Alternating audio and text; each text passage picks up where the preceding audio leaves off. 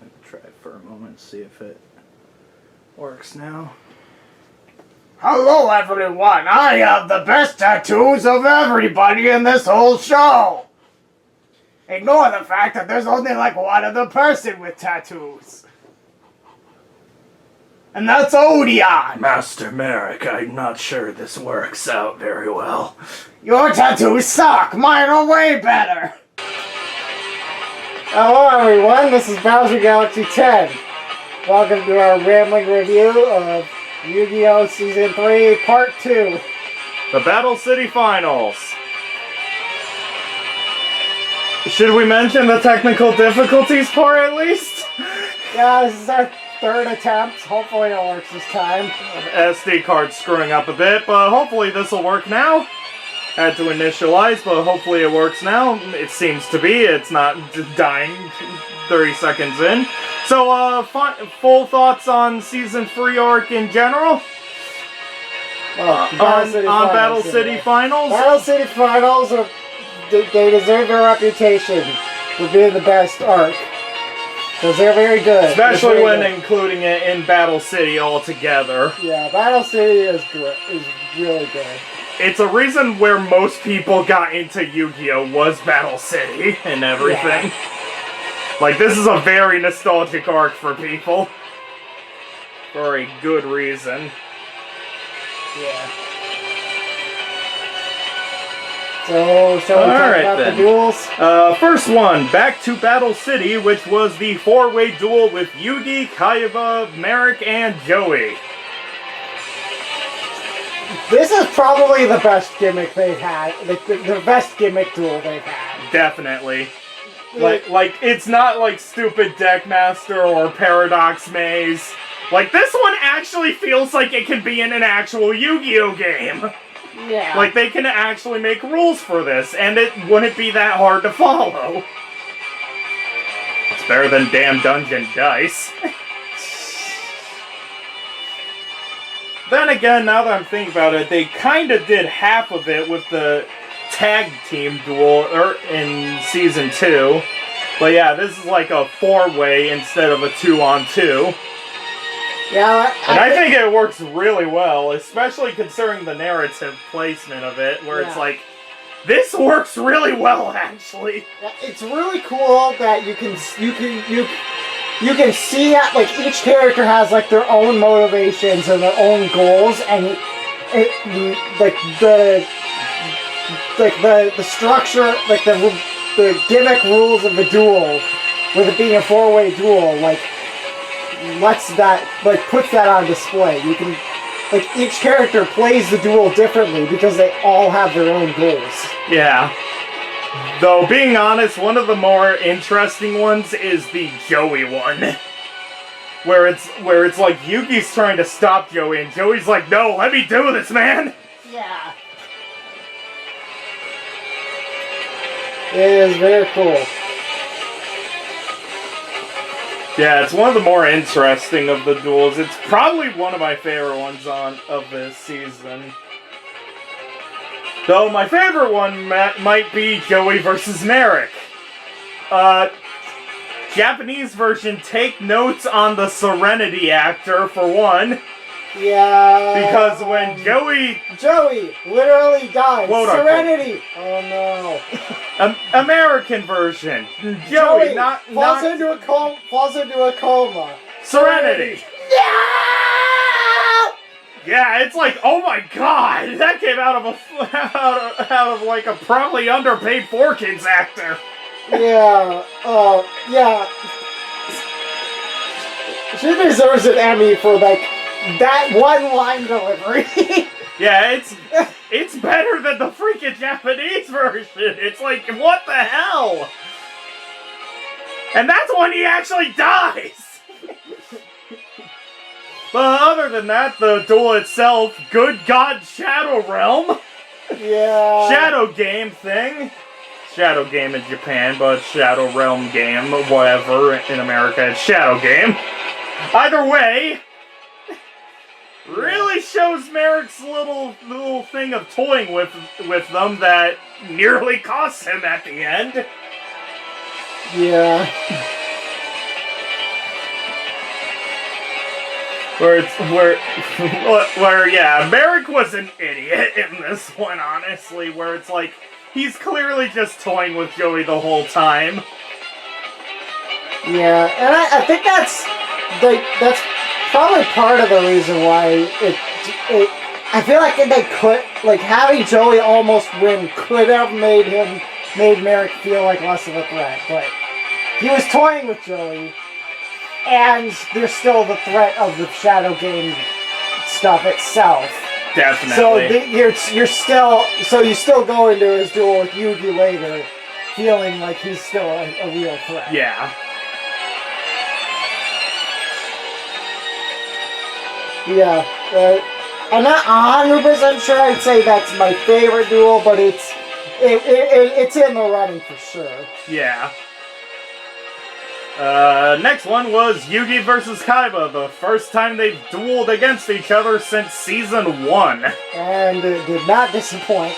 No, it did not. Like, they pulled out they pulled out, the Kaiba used all of his classics. He's got the 3 blue eyes turning into the ultimate dragon. Obelisk. He's got Obelisk. He's got his Crush card. Which he fails to go off, though. Yeah, but he did try to use it. Yeah. So, man, it was very cool to see. Yeah, it's one of those things where it's like, finally, Yugi versus Kaiba one where we can actually follow it. For one. Yeah. It was really great. And again, more past things, like you were fighting in the past. You were fighting in the past. Yeah. What does that do? Yeah, okay, that exists. That is one thing that I found kind of silly about it, though, is they made a point. For some reason, they made a point to say, we don't know who won the original duel. But then they're also like, Yugi's like, we need it. Yugi was like taking the facts that this was a prophesied duel as like why he's going to win. Even yeah, I didn't get that at all. Said that there's no doubt that they didn't know who won. This is one of those things where I feel like it's very much lost in translation because Japanese Kaiba is a lot less Kaiba than we got in America. Yeah. So it's like, I feel like it's some kind of lost in translation thing with the Kaiba being a tsundere part. That's very possible. Yeah, still a really fantastic duel. Yeah. Kaiba's freaking hilarious, though, with the... Kaiba's always hilarious! Yeah, but it's like, especially hilarious with the little whole tournaments. I sponsored this! Why didn't I win?!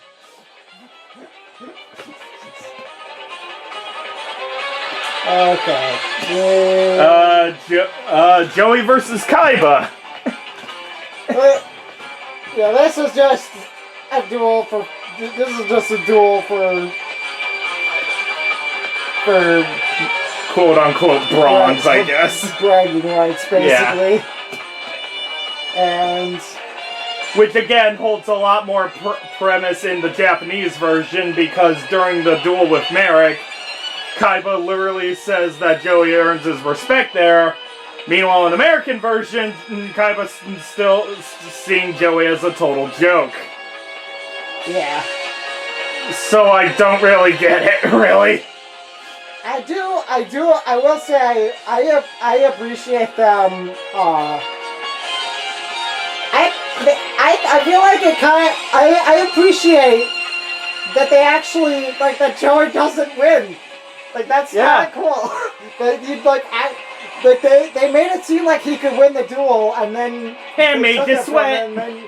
Yeah, they made it seem like he could win the duel, but then they made him lose. Like, that's... This is a pretty gutsy move, actually, on their part. Though many official things, like, originally I had an official Yu-Gi-Oh! Handbook and such that got it wrong, and that it said Joey wins that duel. He does not. I got maybe their disc was damaged and it cut out right before he was almost about to. Maybe they're banking Kaiba. on he's a main character. He probably won. But you forget, I'm also a main character. But I'm the most likable main character. Shut up, Wheeler. I'm way cooler than you. Hey guys, can we talk about me? Oh yeah, should we also mention the whole Merrick possessing good Merrick possessing Teia's body shtick happening throughout this season, which is amounts to something, I guess. It's like I guess it's just like we need some way for him to talk, and we need somebody to do it. Sure, Taya can do it. Why Yeah. not? Everyone else is busy. Just kind of weird. It's fine. Whatever. It's a thing. And then we finally get the goddamn duel we've waited 2 seasons for. Yugi versus Yami Marik. This duel was really good. Yeah. Although I will admit, it was a little. I found it surprising that they were like, Kaiba gives him the card, and it's like, this is the thing that will make it so you can actually win the duel. I would have expected that to be like the final play that would have won. And then it happens like 2 episodes in. It happens like right away. It's like the first major Strike at Merrick. It's like the first time where Merrick is like, haha, I've won, and Yugi uses it to counter him. Yeah. It just gotta happen. Like I don't get really the point of giving him that card. Yeah, it's a little. I guess it wouldn't have made much sense if he gave him Ragnarok, considering Kaiba doesn't use spellcasters, but it's like, I guess? I don't know. Yeah. But I will say Ragnarok was okay, what I thought was really cool. I do think it's really cool that Yugi used both of the Dark Magicians. No, he used both of the Egyptian gods. He used both of the Egyptian gods multiple times. But then in the end he sacrificed them for the Dark Magicians and then they used Ragnarok with them to use all the cards in his deck to defeat Merrick. That's really cool. Which is a really good strategy if you're literally in a certain context. Like really, Ragnarok's only good in this context. Ragnarok is a finishing move. It is a powerful finishing move. It is useless for anything else. Pretty much. I know it's just like most of the finishing moves that Sentinels of the Multiverse. They're really bad, except as a finishing move. Yeah, definitely This is way worse than most of the Sentinels ones. But yeah, it wasn't a bad duel. It's one of the better ones. It's still better than anything in Virtual World. I thought it was really good. But... It is a good finale, final duel of the arc. It's also just fun that they're on both sides. They're just abusing mechanics that in like any other duel would just. Like, you would just do this and you just won the duel. But they just are like... They do like 10 of them and the duel's still not over. And that's why I love the Yu-Gi-Oh! Card game, because it's literally... They're not lying when they say it's not over till the last card is drawn. Like, they're literally not kidding with that tagline most of the time. Like, as long as you're not in the anime verse, most cards usually have have many ways to get rid of them. Yeah. Like, no deck is virtually unstoppable, which makes Yu-Gi-Oh! Interesting. Well, And, anything else on Yami versus... I just want to quickly mention, I thought of this when Merrick summons Ra like 4 times with like Monster Reborn and other cards like that, and then when eventually he finally plays it semi-normally, and then he has to actually say the chant, and I was like, so does this mean that a random normal person who isn't like fit to use the card could just use Monster Reborn and stuff like that? Except for the fact that Mai did use Monster Reborn. Okay, so never mind. Yeah, I have no idea how the chant thing works. Yeah, it's kind of strange. I'm glad they got rid of it after this one. Yeah, can you imagine him saying the chant every time he summons it? That's probably why they got rid of the damn chant. I mean, they could just say you have to do it the first time you use it in every battle, and not after that. Yeah, that would work.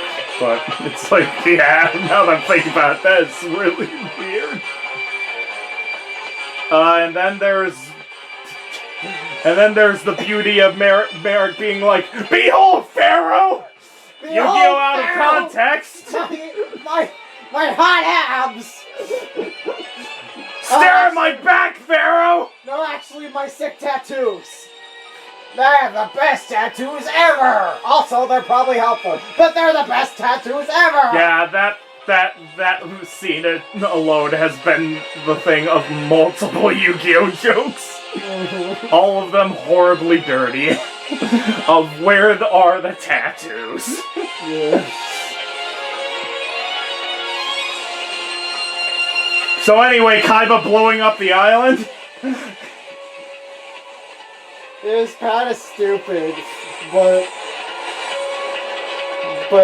you know, you got to see Blue Eyes You got to Jet. see the Blue Eyes Jet. And also Kaiba being like, oh, Everybody having they were about to die. Ha! Yeah. I think that, I've heard about the Blue Eyes Jet before, so I wasn't like, oh my goodness, the Blue Eyes Jet. But the reaction of everybody seeing it. Oh my goodness. Honestly, my favorite part of the Blue Eyes Jet is just it flying up and Kaiba just laughing maniacally. It's like... just, for me it was seeing Taya and Duke just be like, what the frick is wrong with this man? Meanwhile, Joey's like, when did he build? Of course he would use his money to build that. Taya and Duke are just like, what, why? Yep. And then a usual recap episode that we didn't even bother with. Yeah, I didn't even watch it. Wow! I remember this! Let me tell you about it anyway. Okay! Yeah. It's not worth watching. Like, they flash back to Battle City how many times?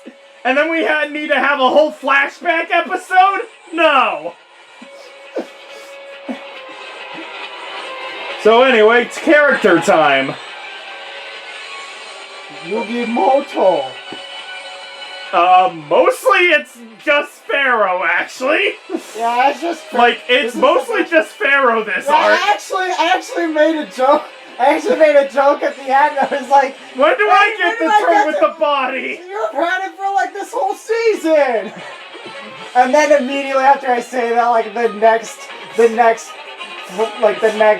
Scene. the next Yugi scene he has, like, Yugi has the body. And then 2 minutes later, Pharaoh gets it back, and then the season ends. It's like, dang it!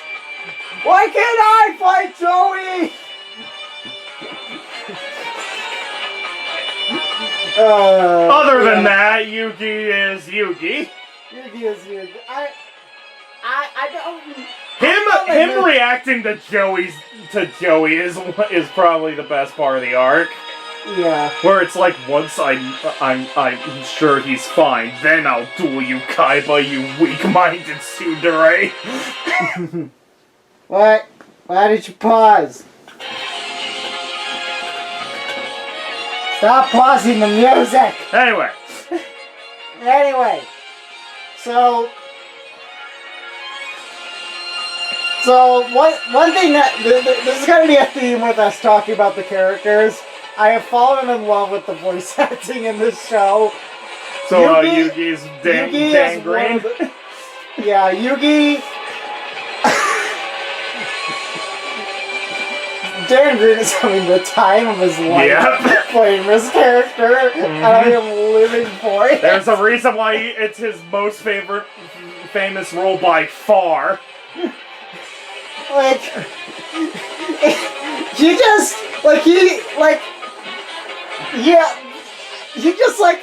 I imagine him just seeing the like stupid cheesy lines he has on his script, and like he could be like, what? Oh my goodness! But no, he's like, you know what? Let's not just do this. Let's just not just deliver this line. We're going to ham it up to like 27. Yep. It's like, not even 11. We're not going to 11. We're going to like 20. Amazing. He is such an absolute drama queen. It is so funny. I love it so much. Yeah, Yugi himself, though, usual Yugi, finally gets to be the big hero that Season 2 was building up. Yeah.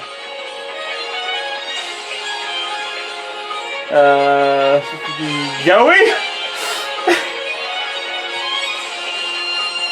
I feel like it was really cool seeing, like, I feel like in the first season, Joey was just kind of, like, he was just the wholesome boy who everyone loved. He was there and he was doing stuff, but we all knew that Yugi was the one doing all the work and Joey was just kind of along for the ride. Season 2, he actually felt like it actually felt like he had come into his own and he was actually doing work. And then Season 3 is like, jeez. Like, Duel it, like, finals is like, wow. Merrick. He almost beat Merrick. Yeah. The madman. Yeah, reminder, Joey got freaking burned alive. Yeah, Joey is Joey is the, I feel like I really enjoy Joey.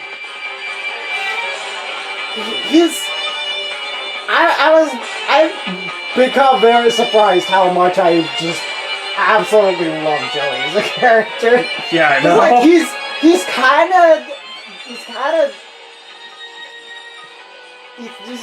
a silly, dorky kind of character some of the time, and like he does the same kind of, like he does the thing where you're like, oh, he just makes like bad puns and jokes all the time, but like somehow unlike pretty much every other character I've seen like that, it's like he's like, oh, I'm that archetype that bugs Joel, except for it's actually executed correctly. I know, it's like like he doesn't just make dumb jokes that aren't funny. He actually is like legitimately really witty and clever. He's not just Brooklyn accent with its dragons. Yeah, like he's a wholesome boy who cares deeply about his friends. He's like the one person to mention mine this season. Yeah. Joey's wonderful. I love Joey. Yeah. By the way, fan theory. He uses Panther Warrior because it increases his luck. That's the only way I can make sense of it. Yep. Taya? She's mostly sidelined here. Yeah, she's kind of off to the side here. Makes sense since she got a good amount of screen time in Virtual World, but it's like, yeah. She did have that one scene where she did have one scene with Yugi though that I thought was kind of neat, where she was like, oh yeah, the one where Yugi where Yugi's leaving basically. leaving Joey to go face Kaiba. Yeah, that was a cool scene. I enjoyed that quite a bit. Yeah. Just kind of showing and it shows how it kind of adds to how the characters are like really struggling with like how much of a threat Marik is, and she's like, I can't let Yugi deal with this. Like he could die. Yeah. Like it really like hits you with like how high the stakes are. Yeah, you realize that that technically in the Japanese version, free people are either in a coma or dead. Yeah, and like, and you also remember these are like high schoolers. Yeah. This is a lot. It's like. Yeah, it's like the one moment of clarity where it's like, wait a minute! Yeah, it totally makes sense that at least one of them is going to be like, do we really have to do this? Yeah. Let's get the easy shots out of the way, Tristan. He exists. Moving on. Duke? He exists, but he's better. Moving on. Mokuba? Mokuba's another character where I'm very surprised how much I enjoy him as a character. Yeah, it's like honestly, this character, like especially in America, like he's just kind of switching sides over and over though. Yeah. But it's like, sure, why not? I think what I really like about him, I feel like he's I feel like he's a very important part of Kaiba's arc. Yeah. And especially showed up in this half of season 3. Yeah. Where like Kaiba's basically about to just leave Yugi to just lose to Merrick, and it's Mokuba who's able to actually get through to him. Yeah. Like, what are you doing? You need to help. Yeah, it's like, this is not, stop being petty. Yeah, of course he's the only one who can get through him. He's the only one Kaiba really cares about. Yeah, definitely. So yeah, it makes perfect sense for Mokuba to be the one to finally be like, dude, help him! Yeah. Merrick's killed how many people so far? Yeah, Mokuba's... Yeah. I really like Mokuba. Yeah. He's a character I forget about a lot, but it's like, he's not bad. I think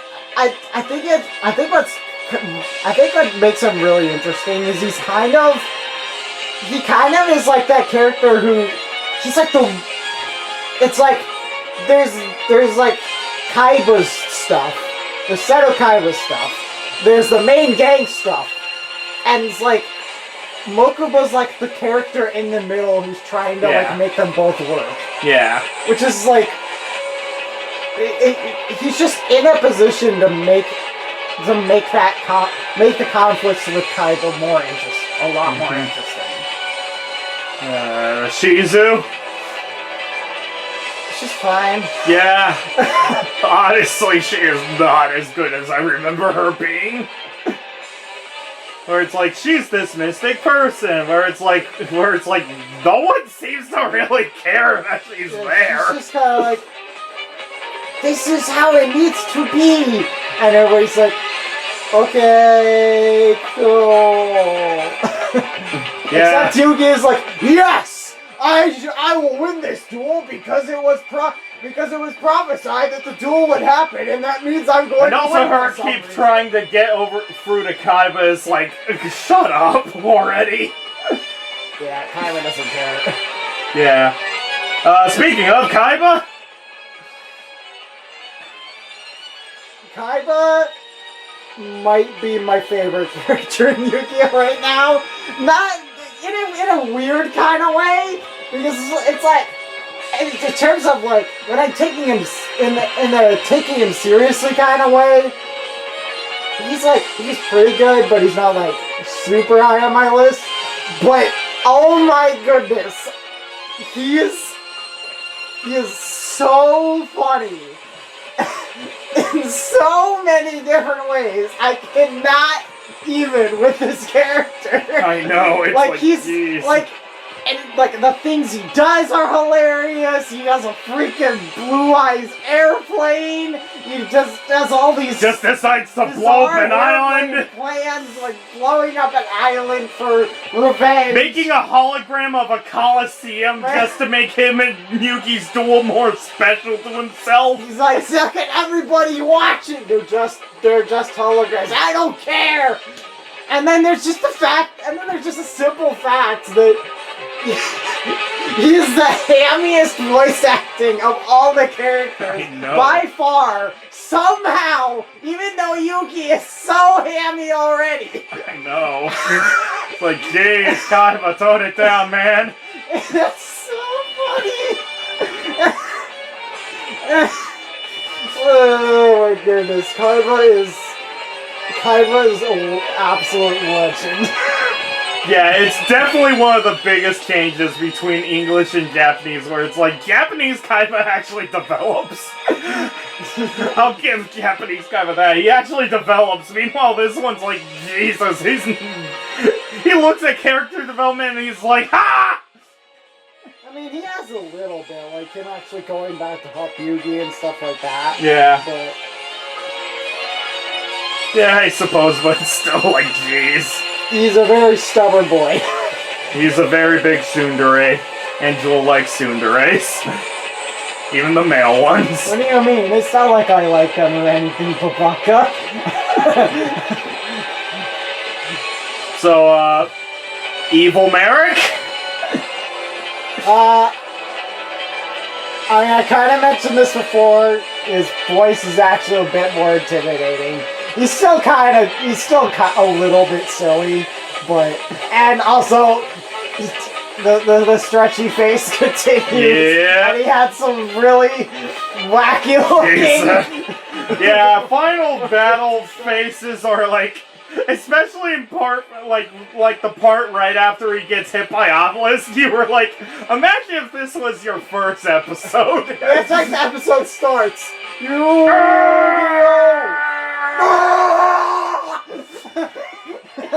It's like, Jesus. Close up in this blurry face.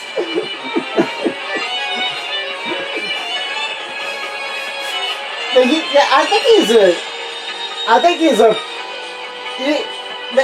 kind of has. I think he's just like solidly fitting villain for Yu-Gi-Oh! Because he has like the combination of being he has a combination of being legitimately intimidating, but he's also really hammy and fun. Yeah. At the same time. Yeah. I don't think he's quite as good. I don't feel like he's no Pegasus, but it's like, I don't think they were trying. He's not as good as a villain. They weren't going for that. They were going for a more threatening character. Yeah. And I feel like his it's kind of weird because I feel like they were trying to go for threatening and they only like half succeeded, but it kind of worked out for them anyway because this show is so hammy that it kind of just worked out anyway.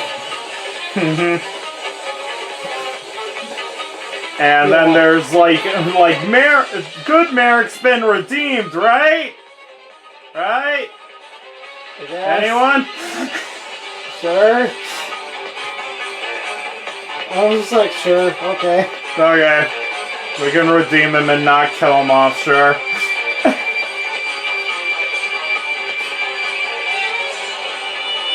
Yeah. But yeah, Yami Merrick's definitely one of the more threatening of the Yu-Gi-Oh villains, where it's like, Jesus. Yeah. What do you mean? I'm cleaning the most threatening with my great maw and my insect queen. So, final thoughts on Yu-Gi-Oh! Season 3 as a whole? I think at this point I can say that I am, considering that I started saying, oh no, and stuff in normal conversation and just talking in Kaiba voice. Mm-hmm.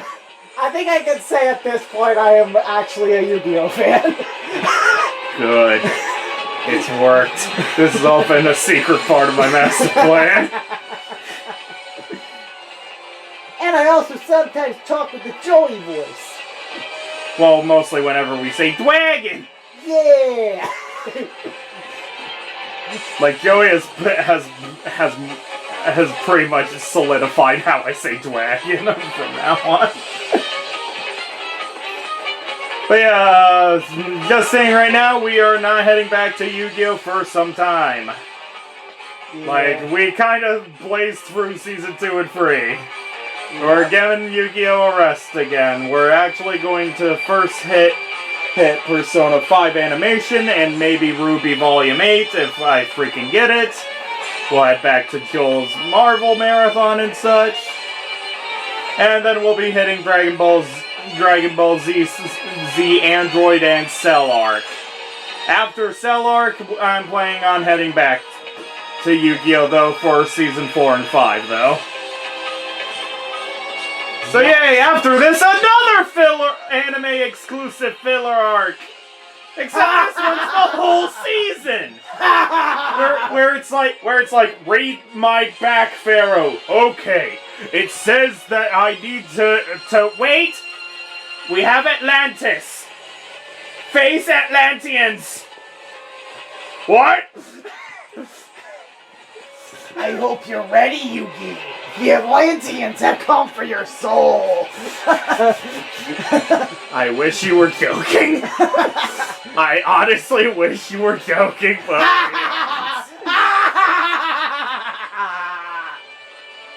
Big bro, are you okay? But yeah, ranking all three of the arcs next to Duelist King... Ranking all three of the arcs next to each other, Duelist Kingdom, Battle City, and Virtual World, how would you rank them?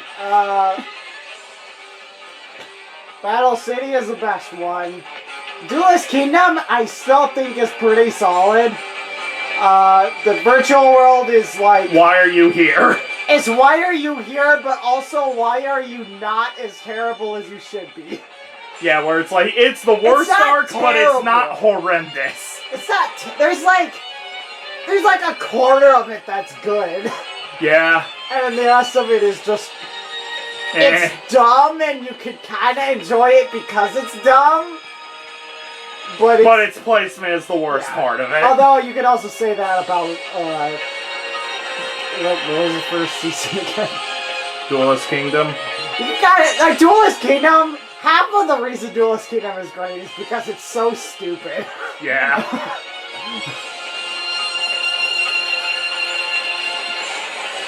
But yeah, Battle City Finals is an amazing conclusion to the Battle City plot line. Like, finally getting the payoff for the build-up that was all of Season 2. Yeah. Like, I think it held up very well with the expectation Season 2 held forward. I would still probably say Season 2 of Battle City... Like, Season 2 is probably my favorite season of the series, but Battle City Finals is a good conclusion to it. Like, I feel like I like the build-up a bit more than the finale, but it's like the finale's still very good. Yeah. So, I think that about wraps up our rambling review. Yep. See you guys next time for whatever you watch. But first, you need to see my sick tattoos.